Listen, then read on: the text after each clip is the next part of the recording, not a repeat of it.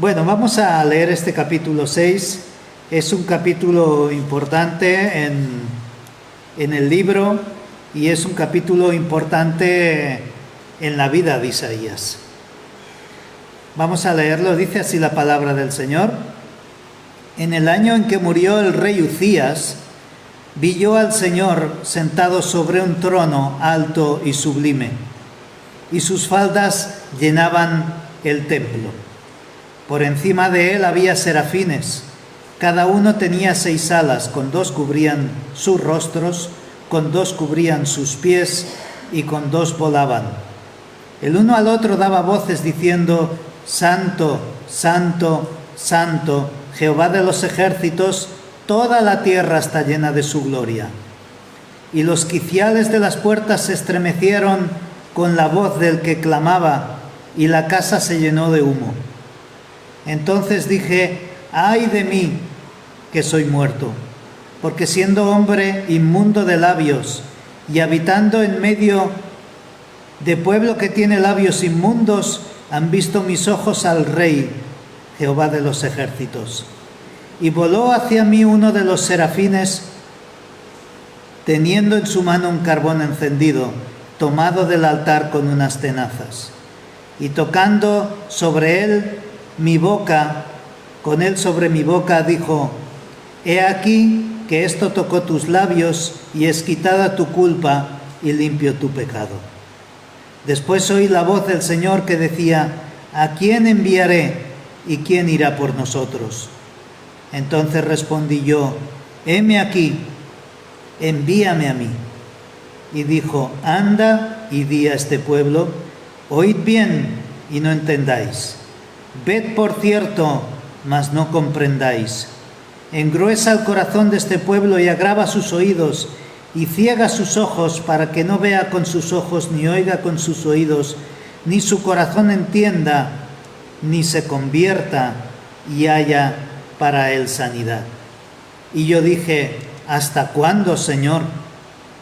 Y respondió él: hasta que las ciudades estén asoladas y sin morador, y no haya hombre en las casas, y la tierra esté hecha un desierto, hasta que Jehová haya echado lejos a los hombres y multiplicado los lugares abandonados en medio de la tierra. Y si quedare aún en ella la 10ª parte, ésta volverá a ser destruida. Pero como el roble y la encina, que al ser cortados aún queda un tronco, así será el tronco, la simiente santa. Gloria al Señor por su palabra. Es unos versículos, un capítulo tremendo, tremendo. Poder ver, tratar de imaginarnos esa visión tan grande.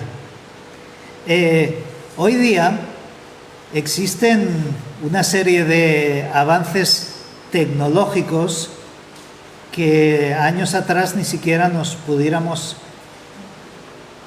podido imaginárnoslo.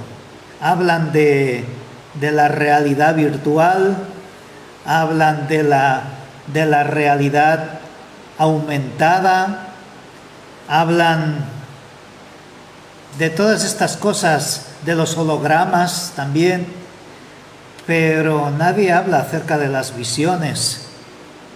Y es que las visiones, la visión que Dios permite en ese día tener a Isaías, supera todas estas cosas. No sé si os suenan un poco estos términos, La realidad virtual, algunos de nuestros antepasados, si vieran lo que está sucediendo, y estos muchachos que se ponen así estas gafas y andan ahí con pistolas de plástico y están en una guerra contra los marcianos o contra cualquier ejército, yo creo que si levantara la cabeza la volvían a esconder otra vez.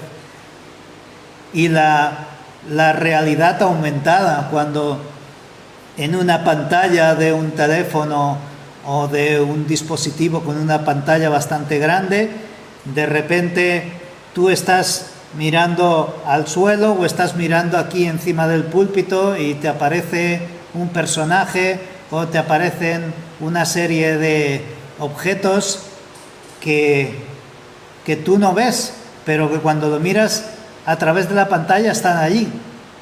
Y a eso le llaman la realidad aumentada.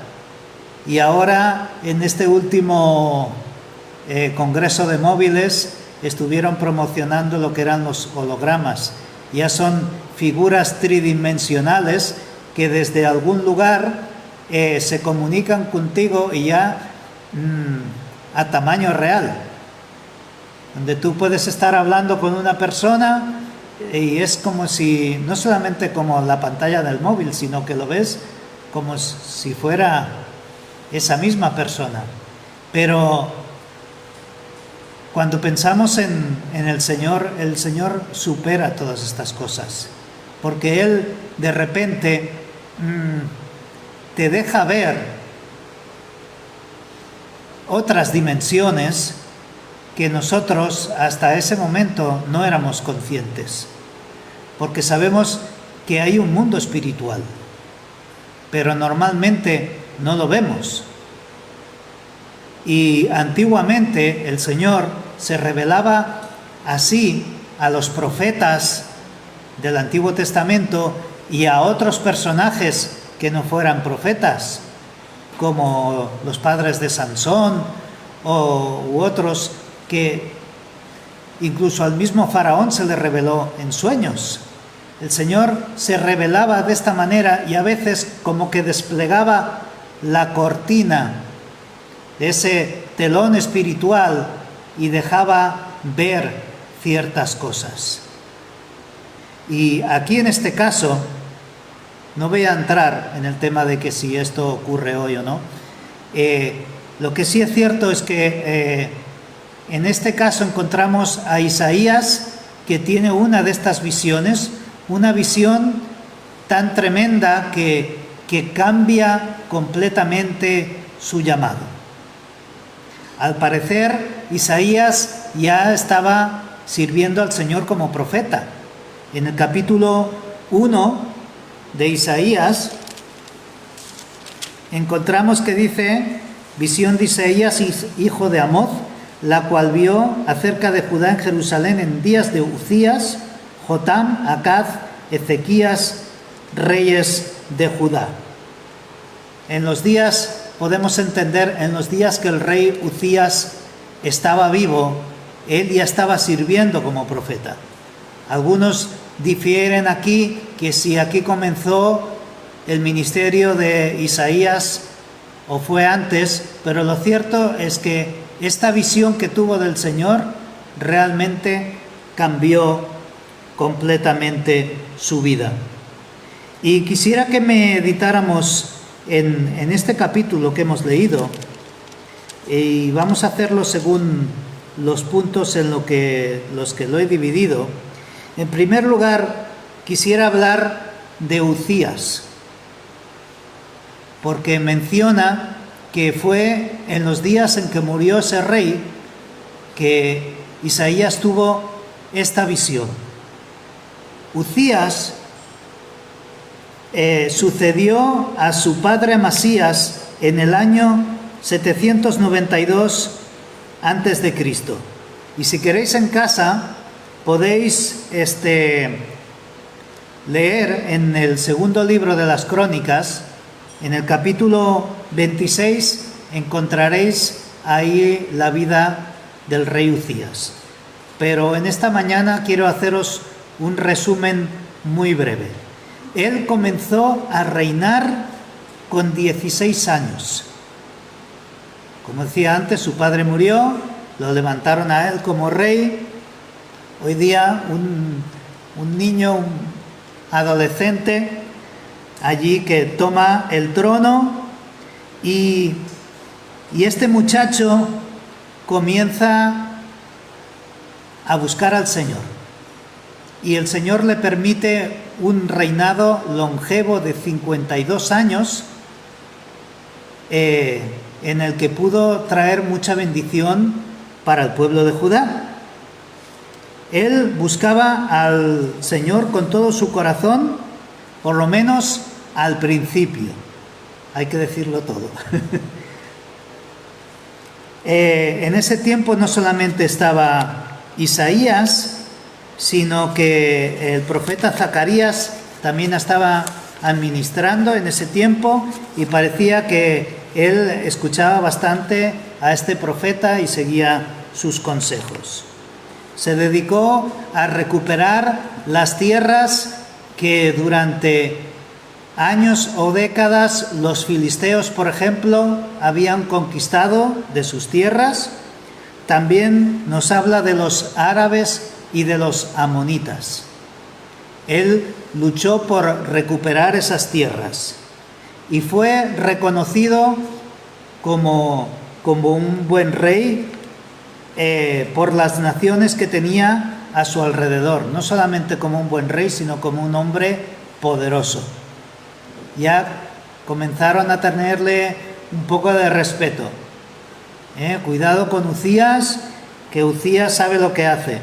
Se dedicó a reconstruir Jerusalén, puso torres, reconstruyó sus muros, los fortificó y además hizo grandes mejoras agrícolas a su alrededor, no solamente dentro de la ciudad de Jerusalén, sino fuera, pozos. Él era también, se quería implicar todo en el tema de que sus ciudadanos pues estuvieran bien y pudieran proveer de alimentos y todo lo necesario para su nación. Después de esto también se armó de un gran ejército, y grande no solamente en el sentido numeroso, sino poderoso. Un ejército bien preparado, con buenas armas de mano y con máquinas de guerra. También se rodeó de artífices, de ingenieros, que comenzaron a fabricarle máquinas de guerra. ¿Qué más se podía pedir? Tenía una nación próspera, era reconocido por todos, tenía alimentos, tenía un buen ejército, tenía un buen palacio donde vivir. ¿Qué más se podía pedir? Podríamos decir. Sin embargo, nos cuenta la palabra que en ese momento su corazón se envaneció.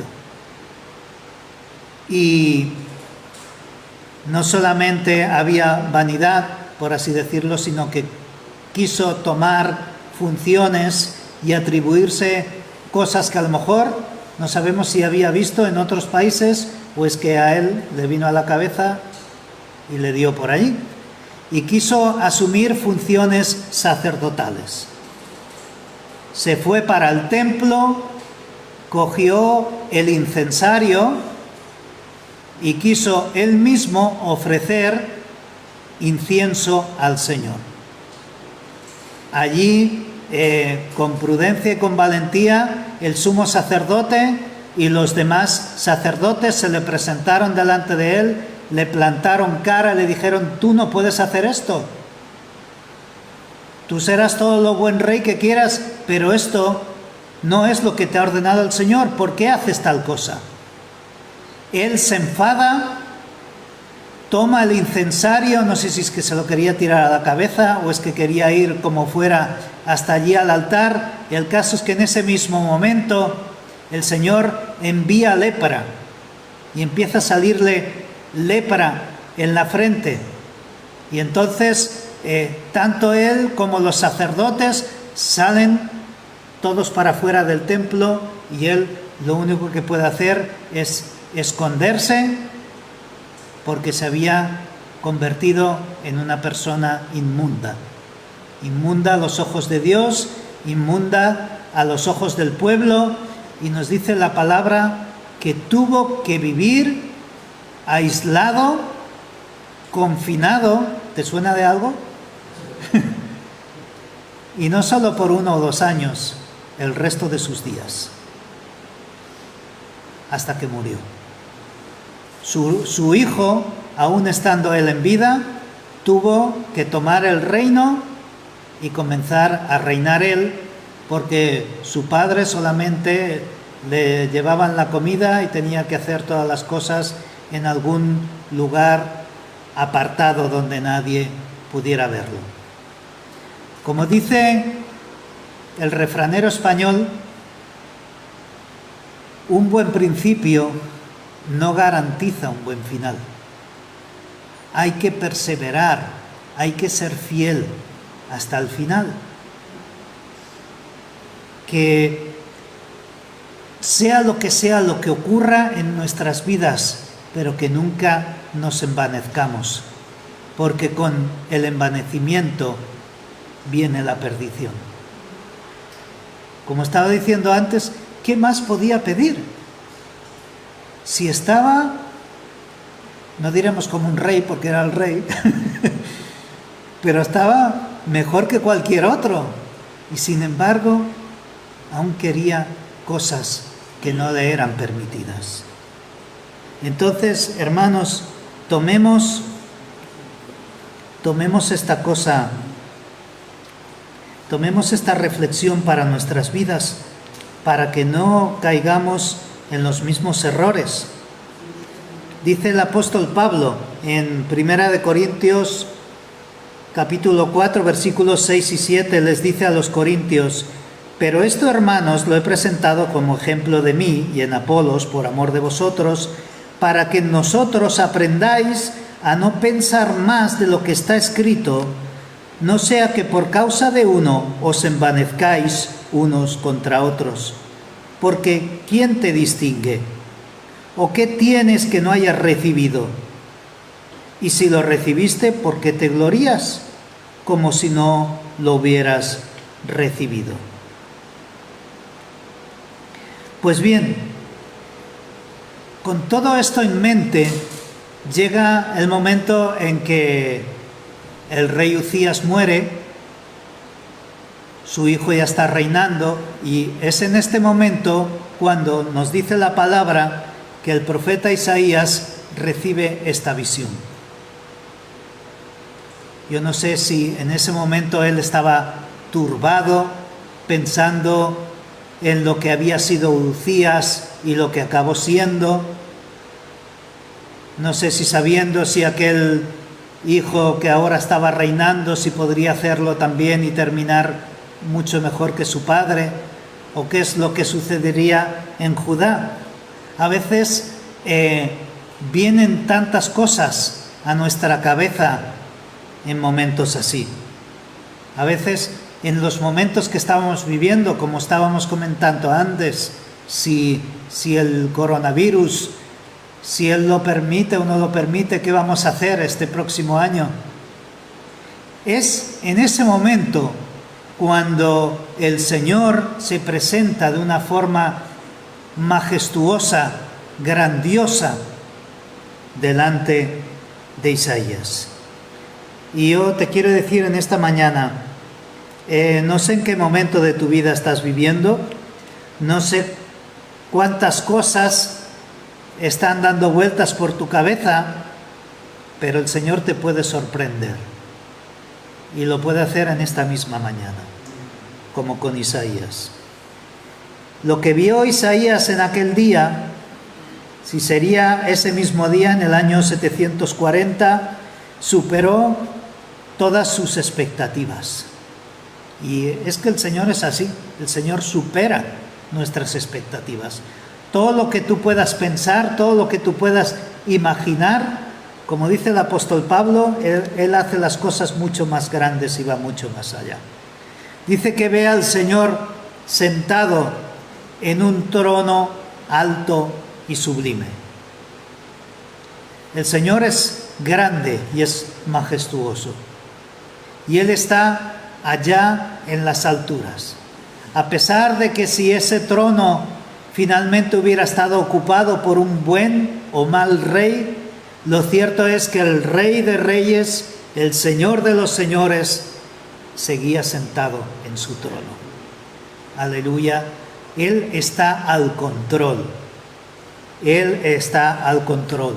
De repente se fija ya no solamente en que Él está sentado, se fija en sus vestiduras, y dice que sus vestiduras llenan el templo. O sea, no es que le vayan un poco largas, no. Es que llenan completamente el templo. Normalmente las vestiduras del rey y de los jueces nos hablan de su justicia. Y este rey justo que está sentado en su trono dice que sus faldas llenan completamente el templo. Probablemente se fuera a orar, a ofrecer algún sacrificio y de repente se encuentra con esta visión del Señor. No solamente ve al Señor, sino que ve que a su alrededor hay unos seres que les llama serafines. Yo no he visto ninguno, así es que no os puedo explicar exactamente cómo son. Dice el profeta que tenían 6 alas. Eran seres alados que al parecer están alrededor del trono del Señor. La traducción parece más exacta del hebreo es ardientes, seres ardientes, y que están declarando la santidad del Señor en todo momento. Dice que con unas alas están volando, con otras alas están cubriendo su rostro y con otras 2 alas están cubriendo sus pies. Están prestos para ejecutar la voluntad del Señor y en todo momento están declarando su santidad.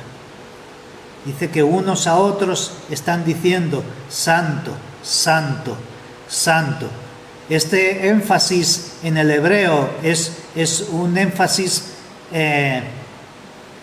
que aumenta lo que esa palabra en sí quiere decir. Y cuando están diciendo que el Señor es 3 veces santo, están indicando que su santidad es plena, es completa. Y dice que tienen unas voces tan potentes que los quiciales de las puertas están temblando. Eso me recuerda a veces cuando hoy en día escuchamos un altavoz que suena muy fuerte, ¿no? Viene en nuestra casa o bien en algún lugar y le dices, por ejemplo, a nuestros hijos cuando escuchan la música muy alta, ¿no? Baja eso que retumba, ¿no? Y está temblando ahí toda la casa. Y imagínate la potencia de la voz de estos serafines, que cuando uno se lo decía al otro, los quiciales del templo parecía que se iban a salir de su sitio. Es en ese momento cuando no solamente se percibe de eso, sino que ve que el templo empieza a llenarse de humo. Y el humo no puede significar otra cosa sino la gloria de Dios. La gloria de Dios manifestándose, como cuando se manifestaba en el tabernáculo, como cuando se manifestó en la inauguración de ese templo con Salomón. Y en ese momento Isaías es consciente de todo lo que está sucediendo y que él está allí en medio de todo esto. Todas las cosas que nos pueden acontecer no son nada cuando lo comparamos con Dios. Él probablemente llegó al templo lleno de preocupaciones cuando vio la grandeza del Señor.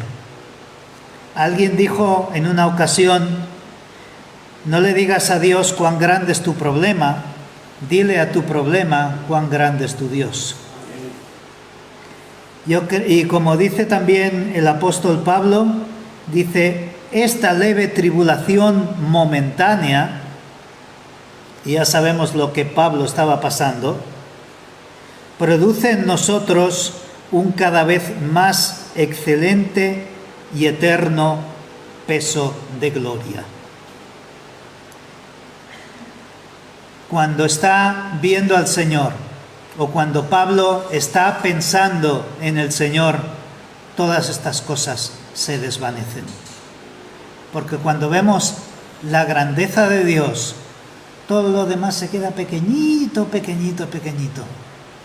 Y entonces nos centramos solamente en Dios. Recuerda cuando estés pasando problemas, cuando estés atravesando tribulaciones que como al apóstol Pablo de repente le parecen leves, ínfimas. Esto no es nada si el peso de la gloria del Señor es mucho más grande. Que podamos levantar nuestros ojos y pensar en el Señor, que tenemos un Dios grande que nos puede ayudar. En este momento nos vuelve nuevamente al personaje del profeta. El profeta ya ha visto todo esto, ha escuchado a los serafines, ha visto todo lo que está ocurriendo allí en el templo y de repente nos damos cuenta o se da cuenta de su condición. Y al ver todo eso dice: ¡ay de mí que soy muerto! Porque era un concepto que tenían el pueblo de Dios en aquel tiempo, y que es normal de ver todo eso, es que uno pensaría, cualquiera, no solamente ellos, que te vas a morir.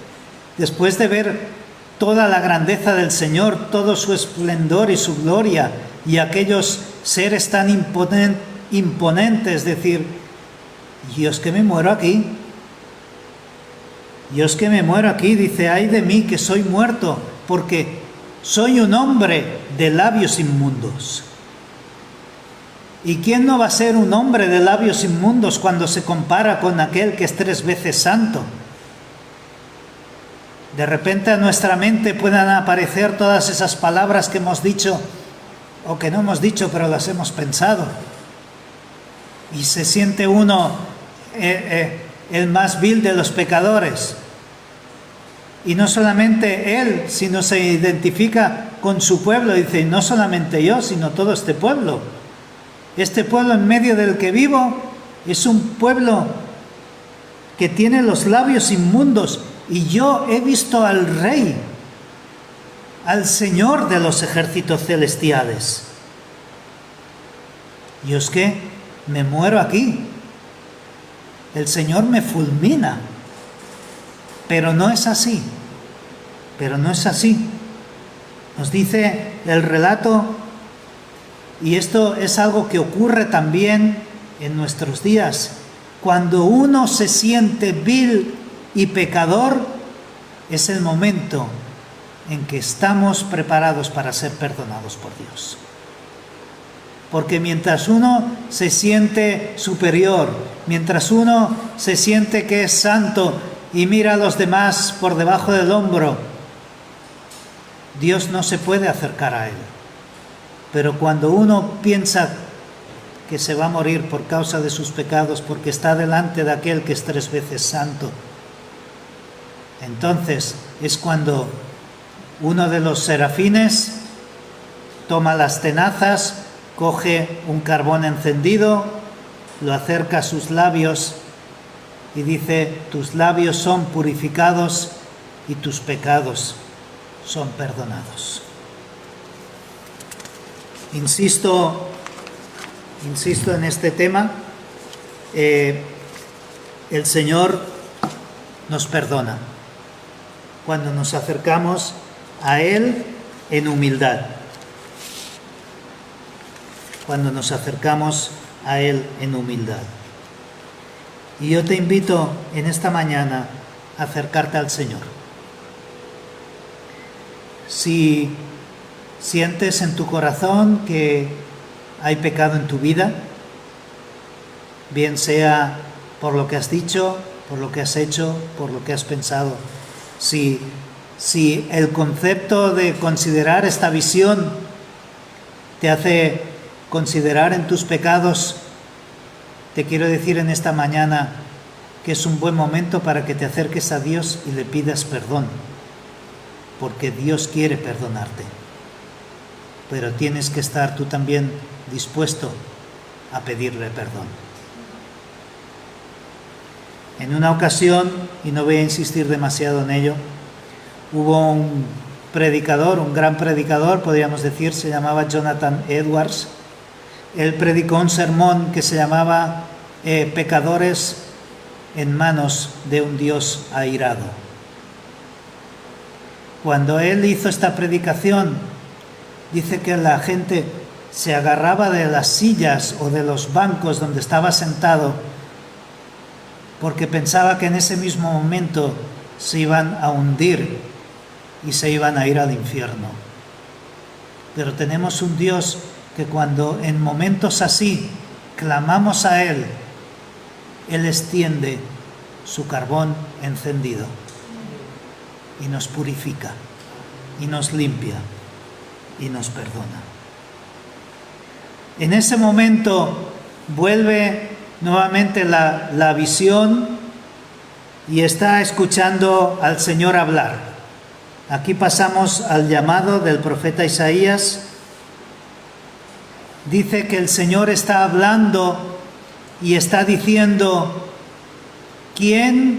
¿a quién enviaré y quién irá por nosotros? Los eruditos, yo no llego a tanto, pero los eruditos dicen que está hablando aquí en este plural, está el Dios Trino hablando, está conversando entre sí como de la misma manera que lo hizo en el libro del Génesis, en la creación o en la destrucción de la Torre de Babel. Está hablando entre sí y preguntando a ver quién iba a anunciar, a quién iban a enviar para tan tremendo anuncio para el pueblo de Israel. Y esto es algo que a mí también me llama mucho la atención, porque me parece impresionante el hecho de ver a Dios hablando consigo mismo, digámoslo así, y de repente Isaías se mete ahí en medio de la conversación y dice: yo, Señor, Dios, yo estoy aquí, envíame a mí. Si quieres enviar a alguien, yo estoy dispuesto. Qué bueno que el Señor, después de perdonarnos, después de limpiarnos, no solamente nos deja así, sino que además nos restaura nuestra condición, nuestros pensamientos y nos da el valor como para acercarnos a Él y para ir a donde Él nos envíe. Gloria a Dios. Y sabemos que el Señor sigue buscando gente que esté dispuesta para anunciar su mensaje. El Señor Jesús dijo: orad al Señor de la mies para que envíe obreros.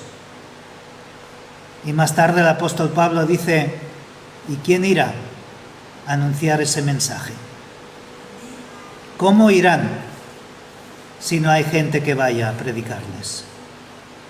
¿Y cómo irá gente a predicarles si nosotros no nos enviamos? Esto es un reto también para la Iglesia, que estemos preparados para enviar a gente a las calles de Cambrils, de Reus, de Tarragona, de Salou, a anunciar el mensaje de salvación. ¿Cómo vamos a responder? ¿Cómo respondes tú a este llamado del Señor? ¿Será que el Señor te está hablando a ti en esta mañana? Y así es como llegamos a la última parte, que es el envío. El Señor entonces le responde a Isaías y le dice: anda y di a este pueblo. Anda y di a este pueblo. Envía este mensaje que yo te digo hoy. En primer lugar, lo que podemos pensar aquí es que tenemos que estar dispuestos a anunciar el mensaje que Dios nos dé. Nos resulte fácil o no nos lo resulte. Viene a mi mente en este momento cuando Samuel también en su niñez recibe un mensaje de parte de Dios. Era la primera vez que hablaba con el Señor, no sabía ni que era Él. Y le da un mensaje para el pueblo y para Elí, ese amado sacerdote que lo había estado cuidando desde su niñez. Y él lo llama por la mañana y dice: dime lo que te ha dicho y no te calles. Y Samuel se lo dijo. Tenemos que estar dispuestos a decir lo que el Señor nos diga, a dar su mensaje. Que su mensaje, en primer lugar, como decía Jesús, Juan el Bautista, los apóstoles, es sencillo: el reino de los Dios ha llegado, arrepiéntete, ven al Señor y entra en su reino. Estás viviendo en pecado, pero Dios te da la oportunidad para que te arrepientas. Como dice Pablo, Dios ha pasado por alto todo este tiempo de ignorancia, pero ahora lo sabes. Y es tiempo de que tomes una decisión y de que aceptes el sacrificio de Jesucristo en la cruz. Es un mensaje duro que el Señor le manda en primer lugar a Isaías. Nos habla de ceguera, nos habla de incomprensión, y es que a veces el pueblo al que le hablemos se encontrará en este estado. Ya es que se han negado a ver de tal manera que, como dice el mismo Señor Jesús, sois ciegos porque no queréis ver. Porque si estuvieras dispuesto a ver y a escuchar, podrías hacerlo, pero no queréis escuchar mis palabras ni ver las cosas que os estoy mostrando. Y a veces hablaremos con gente así, gente que está condenada en su ceguera, a no ser que se quieran volver, y que van a ir de peor en peor hasta que se queden sin nada. Ayer escuchaba un mensaje que ciertamente es así, que nos dice que tenemos que dejar todas las cosas para entregarnos al Señor y que el Señor venga a ser todo para nosotros. A veces tenemos que llegar hasta el fondo, cuando ya no hay nada a lo que asirnos, porque como seres humanos, como encontremos aunque sea un clavo ardiendo, nos agarramos ahí. El Señor le dice al pueblo de Judá: os voy a dejar sin nada, os voy a dejar aún sin hombres, sin tierras, sin casas, sin nada, hasta que esto sea convertido en un desierto, para que entonces vosotros os convirtáis a mí. Y en medio de todo esto, y voy a terminar ya, hay un mensaje de esperanza. Gloria a Dios, en el Señor hay siempre esperanza. Termina así esta palabra que le dice Isaías, porque Isaías le pregunta: ¿y hasta cuándo voy a estar diciendo esto? Y el Señor le dice: hasta que no quede nada, absolutamente, hasta que no quede nada. Se los llevaron a Babilonia y tuvieron que volver después de 70 años y pedir perdón al Señor. Pero aún así, dice en el versículo 13, pero como el roble y la encina, que al ser cortados aún queda el tronco, así será el tronco, la simiente santa.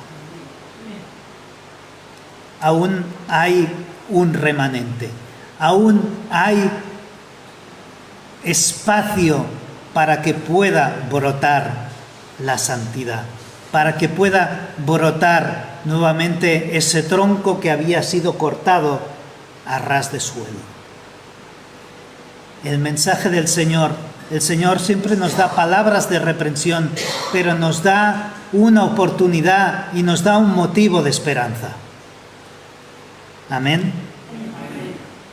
Pues concluyendo en este mensaje que hemos leído hoy, quisiera hacer un breve repaso.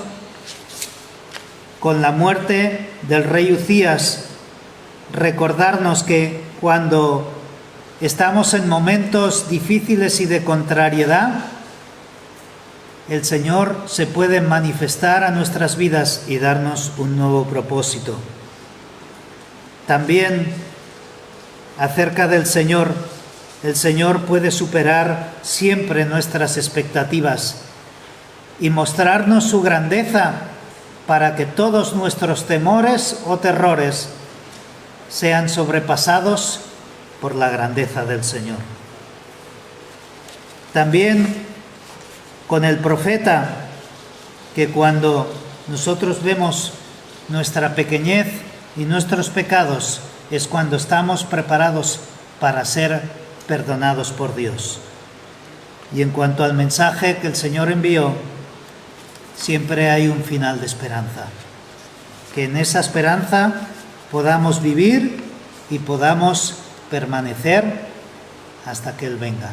Que el Señor os bendiga.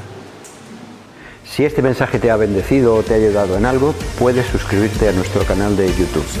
También conocerás nuestra comunidad, la Asamblea Bíblica del Camp de Tarragona, en Cambrils, España, a la que estás cordialmente invitada o invitado. También puedes seguirnos por las redes sociales. Los enlaces los encontrarás aquí abajo y podrás visitar nuestra página, así como conocer nuestros programas radiales y podcasts de Yum Radio. ¿Qué? ¿Te suscribes ya a nuestro canal?